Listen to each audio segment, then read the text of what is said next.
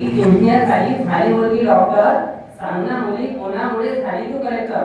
अगं काढते कपाडावरची बिंदी, अगं काढते कपाडावरची बिंदी, थोडं कुंकू लावून बघ. आता तू जे समोर थोडी सावित्री होऊन बघ, थोडी सावित्री होऊन बघ.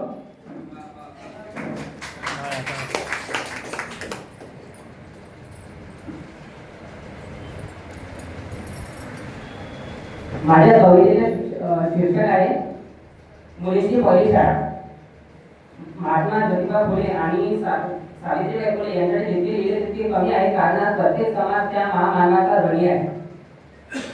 स्त्रियांच्या जीवनात अंधार होता फार, स्त्रियांच्या जीवनात अंधार होता फार, नव्हतं माहिती त्यांना कुठली रात्र कुठली सकाळ.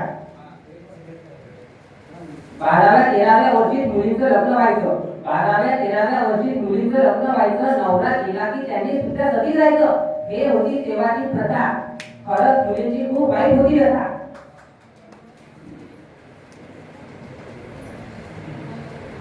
तेव्हा त्यांच्या जीवनात एक सावित्रीबाई आशेचा किरण सोडणाऱ्या, प्रत्येकीला त्या स्त्री शिक्षणाकडे घेऊन गेल्या.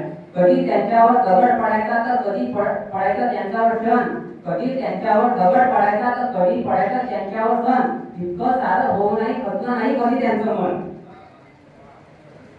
भिडेवाडा पुणे येथे 1 जानेवारी 1848 रोजी मुलींची पहिली शाळा काढली. जिथून मिळाले मुलींना शिक्षणाचे बळ. आज त्या शाळेसाठी का बरं नाही कोणाची चळवळ. सगळे चारोळे छान आहेत. त्या समोरील शाळेच्या मंदिरात गर्दी दिसते फार, त्या शाळेतील समोरच्या मंदिरात गर्दी दिसते फार. मग सावित्री आईच्या या ज्ञानाच्या मंदिरात का बरं आहे नुसता अंधार. आता त्या ज्ञानाच्या मंदिरात एक तरी प्रकाशाची ज्योत लावायला पाहिजे. मुलींची ती पहिली शाळा पुन्हा नव्याने सुरू व्हायला पाहिजे.